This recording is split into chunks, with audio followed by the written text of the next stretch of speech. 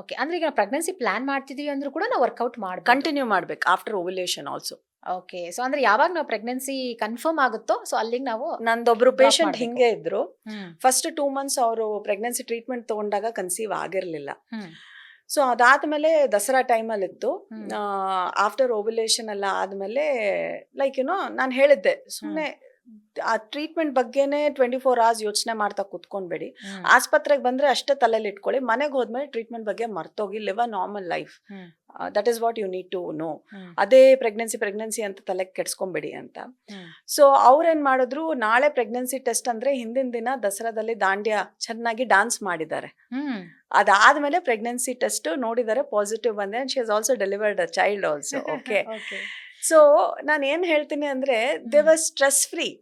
Okay. That is very important. Hmm. Hmm. Hmm. ಅವರು ಮುಂದೆ 2 ತಿಂಗಳು ಮುಂಚೆ ತುಂಬಾ ಕೇರ್ ತಗೊಂಡಿದ್ರು. ಅಂದ್ರೆ ರೆಸ್ಟ್ ಅಲ್ಲಿ ಇರೋದು, ಕಾಲ್ ನೆಲದ ಮೇಲೆ ಇಡ್ಲಿಕ್ಕೂ ಯೋಚನೆ ಮಾಡಿ ಕಾಲಿಡೋದು, ಹಿಂಗ್ ಮಲ್ಗೋದು, ಹಂಗ್ ಮಲ್ಗೋದು, ಆಲ್ ದಿಸ್ ಥಿಂಗ್ಸ್ ಏನೋ ಇಂಪ್ರೂವ್ಮೆಂಟ್, ರಿಸಲ್ಟ್ಸ್ ಏನೋ ಡಿಫ್ರೆನ್ಸ್ ಆಗೋದಿಲ್ಲ.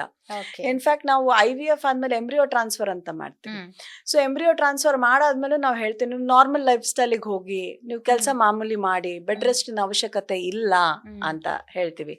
ಬಟ್ ಅಂದ್ರೇನು IVF ಟ್ರೀಟ್ಮೆಂಟ್ ತಗೊಂಡು ಎಂಬ್ರಿಯೋ ಟ್ರಾನ್ಸ್ಫರ್ ಆದ ನಂತರ ಪೇಷಂಟ್ಗಳು ಬೆಡ್ ಇಂದಾನೇ ಇಳಿಯೋದಿಲ್ಲ. ಹ್ಮ್. ಹ್ಮ್. ಹ್ಮ್. ಅಂಡ್ ಅದರಿಂದ ರಿಸಲ್ಟ್ಸ್ ಏನು ಇಂಪ್ರೂವ್ನೂ ಆಗೋದಿಲ್ಲ. ಇನ್ಫ್ಯಾಕ್ಟ್ ನಾವು ಆಕ್ಟಿವಿಟಿ ಹೆಚ್ಚಿಗೆ ಇದ್ದಷ್ಟು ಹಾ. ಒಂದು ನಮ್ಮ ಬಾಡಿಯಲ್ಲಿ ಮೈಂಡ್ ಅಲ್ಲಿ ಸ್ಟ್ರೆಸ್ ಲೆವೆಲ್ಸ್ ಕಮ್ಮಿ ಆಗ್ತದೆ. Hmm. Okay. Hmm. And second, ರಕ್ತ ಸಂಚಾರಣೆ ಎಲ್ಲ ಕಡೆನೂ ಆಗ್ತದೆ. Okay. It will be more effective when you are active rather than taking rest. Okay. ಆಮೇಲೆ ಇನ್ನೊಂದು ಕ್ವಶನ್ ಕೇಳಬೇಕು. ಇದು ನನ್ಗೆ ಯಾರೋ ಕೇಳಿದ್ರು.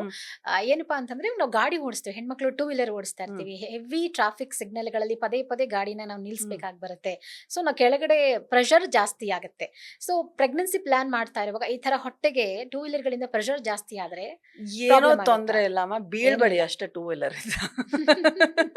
ಗುಂಡಿಗಳ ರಸ್ತೆ ತುಂಬಿರೋದ್ರಿಂದ ಅದರಿಂದ ಏನಾಗೋದಿಲ್ಲ. ನಾನು ಹೇಳ್ದಂಗೆ ನೀವ್ ಏನ್ ವರ್ಕೌಟ್ ಮಾಡ್ತಿರೋ, ಜಂಪ್ ಮಾಡಿ, ಸ್ಕಿಪ್ಪಿಂಗ್ ಮಾಡಿ, ಏನ್ ಬೇಕಾರ ಮಾಡಿ, second half of the cycle pregnancy ಬರೋ ತರ ಇದ್ರೆ ಬರ್ತದ ಅದು. ಓಕೆನಾ? ಓಕೆ.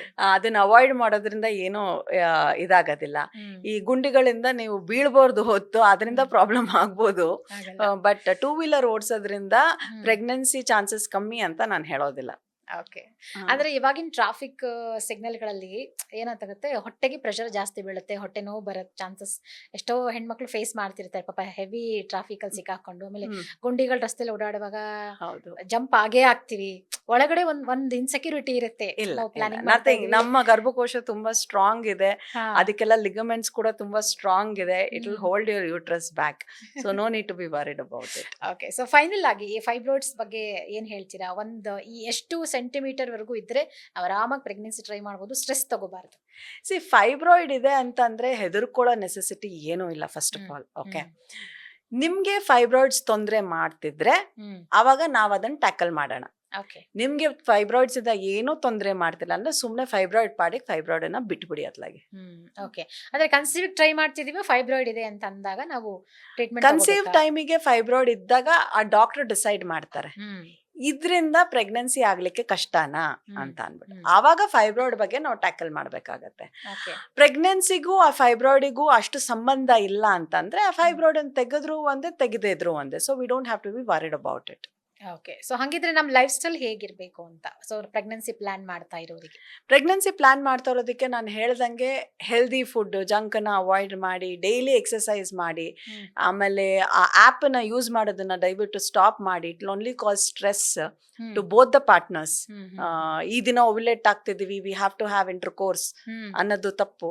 ಯಾಕಂದ್ರೆ ನಮ್ಮ ಬಾಡಿಯಲ್ಲಿ sperms almost 2 to 3 days alive ಆಗಿ ಇರ್ತದೆ ಗರ್ಭಕೋಶದ ಒಳಗಡೆ. ಆ ಕೆಪಾಸಿಟಿ ಇದೆ ಗರ್ಭಕೋಶ ಸ್ಪರ್ಮ್ಸ್ ನ ಮೇಂಟೈನ್ ಮಾಡ್ಲಿಕ್ಕೆ. ಸೊ ಓವ್ಯುಲೇಷನ್ ಟ್ರ್ಯಾಕಿಂಗ್ ಸಿಸ್ಟಮ್ ಇದ್ದಾಗ ಏನಾಗುತ್ತೆ, unnecessary stress to the patients, ಇಬ್ರಿಗೂ, ಹಸ್ಬೆಂಡ್ ಅಂಡ್ ವೈಫ್ ಇಬ್ರಿಗೂನು. ಅದು ಬಿಟ್ಟು ವಾರಕ್ಕೆ 2 ರಿಂದ 3 ದಿನ ಸೇರಿದ್ರೆ ಪ್ರೆಗ್ನೆನ್ಸಿ ಚಾನ್ಸಸ್ ಚೆನ್ನಾಗಿರ್ತದೆ.